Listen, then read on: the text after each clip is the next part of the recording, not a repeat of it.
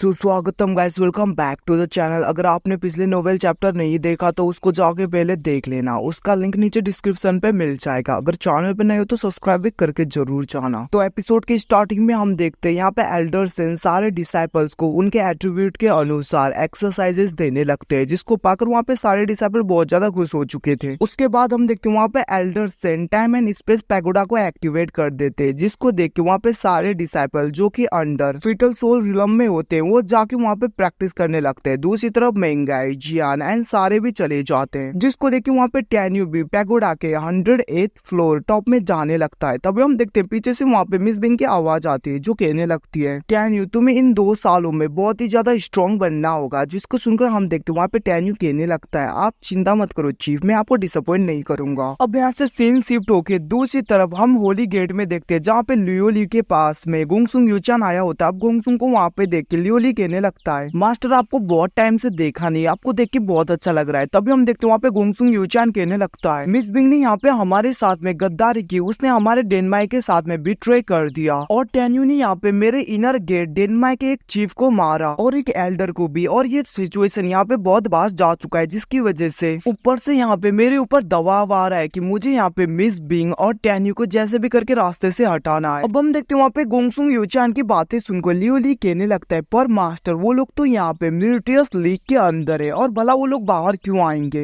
अब उसकी बातें सुन के वहाँ पे गोंगसुंग यूचान कहने लगता है, मुझे पता नहीं, बट यहाँ पे कैसे भी करके उन सबको यहाँ पे तुम्हें मारना है बहुत ही जल्दी, और अगर तुमने यहाँ पे टैन्यू और मिस बिंग को मार दिया तो मैं यहाँ पे तुम्हें प्रमोट कर दूंगा। उसकी बातें सुन के वहाँ पे लियोली खुश हो जाता है और वो कहने लगता है, ठीक है मास्टर, मैं समझ गया। वहीं पे दूसरी तरफ हम फैंग चंगाई के पास देखते हैं, जहाँ पे एक एंसिस्टर आ जाते हैं और वहाँ पे गुस्सा होते हुए कहने लगते हैं, यहाँ पे जैसे भी करके मिस बिंग और टैन्यू को मरना होगा। दूसरी तरफ वो तो वहाँ पे पूरी तरीके से कांपने भी लगता है। दूसरी तरफ वो एंसिस्टर कहने लगता है, यहाँ पे उसने हमारे एल्डर को मारा और यहाँ पे वो बंदा बहुत ही आगे बढ़ चुका है, जैसे भी करके यहाँ पे तुम्हें अब उसे मारना होगा। दूसरी तरफ फैंग चंगाई बहुत ज्यादा डर गया था, उसके तो वहाँ पे कुत्ते भी कांपने लगते हैं। अब हम देखते हैं वहाँ पे वो एंसेस्टर कहने लगता है, फैंग चंगाई तुम्हें यहाँ पे जैसे भी करके मिस बिंग एंड टैन्यू को मारना होगा, अगर तुमने यहाँ पे नहीं कर पाए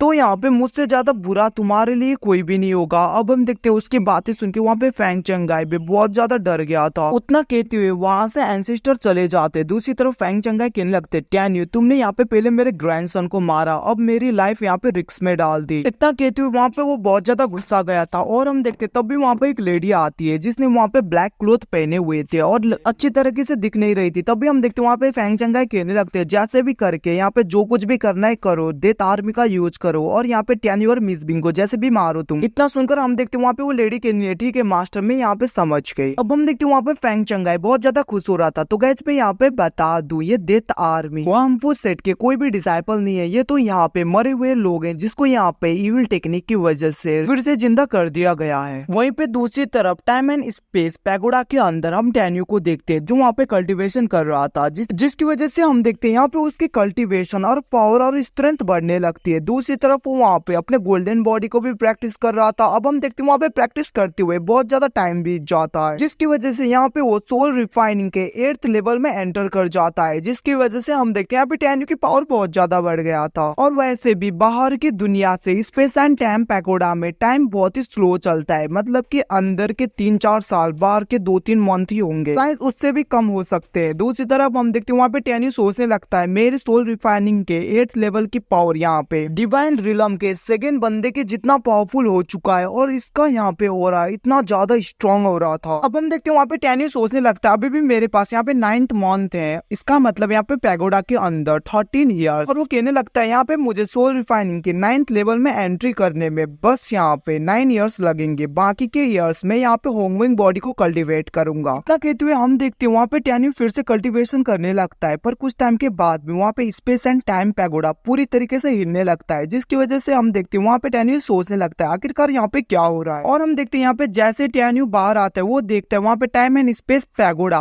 कुछ यहाँ पे बंद हो चुके थे, जिसको देख के वो सोचने लगता है यहाँ पे तो अभी भी टाइम बहुत ही ज्यादा बाकी है, फिर भी यहाँ पे क्लोज क्यों हो गया। अब हम देखते हैं वहाँ पे सारे लोग वापस आ जाते हैं। वहीं पे मेंगाई, सिया और जियान सोल रिफाइनिंग के 5th लेवल में पहुंच चुके थे, और दूसरी तरफ वहाँ पे लुओयान 6th लेवल में। अब हम देखते हैं वहाँ पे वांगफू 9th लेवल में प्रोमोट हो चुका था, और यहाँ पे डिवाइन रिलम के बैरियर को बस टच करने होने ही वाला था, क्योंकि यहाँ पे वांग फू लाइट विंग्स और यहाँ पे स्वॉर्ड आर्ट को प्रैक्टिस कर रहा है, जिसको यहाँ पे टेन्यू ने उसे दिया था, जिसकी वजह से यहाँ पे उसकी पावर बहुत ज्यादा बढ़ चुकी थी। उसी वक्त हम देखते हैं वहाँ पे एक डिसाइपल आते हुए बहुत ज्यादा रोते हुए कहने लगती है, एल्डर ब्रदर, यहाँ पे चीफ एंड एल्डर बहुत ही ज्यादा इंजर्ड हो चुके हैं। अब वहाँ पे उसकी बातें सुन के यहाँ पे टेन्यू एकदम से कोल्ड फ्रीज्ड हो जाता है, मतलब कि यहाँ पे एकदम से साइलेंट, और वो कहने लगते तुम यहाँ पे मुझे बता सकती हो आखिरकार यहाँ पे मामला क्या है। अब उसकी बातें सुन के हम देखते हैं वहाँ पे वो डिसाइबल कहने लगते हैं यहाँ पे टाइम एंड स्पेस पैगोडा 2 साल तक चलती रही, इसको यहाँ पे इंश्योर करने के लिए एल्डर और यहाँ पे चीफ गए थे, जिसकी वजह से जैसे वो वहाँ पे स्पिरिचुअल माइंड से स्पिरिट स्टोन कलेक्ट करके आ रहे थे, उसी वक्त वहाँ पे अननोन पर्संस ने उनके ऊपर अटैक कर दिया और सारे स्पिरिचुअल स्टोन रॉब कर दिए गए, और यहाँ पे वो लोग बहुत ज्यादा इंजर्ड हो गए। इसकी वजह से यहाँ पे मिस बिंग तो कोमा में है, और यहाँ पे सेकंड एल्डर जैसे भी करके बच के वापस आ गए। इससे पहले भी यहाँ पे जब मिस बिंग वहाँ पे एक्सचेंज करने के लिए गई थी, तब भी उनके ऊपर अटैक हुआ था, और इस बार भी फिर से वैसा ही हुआ।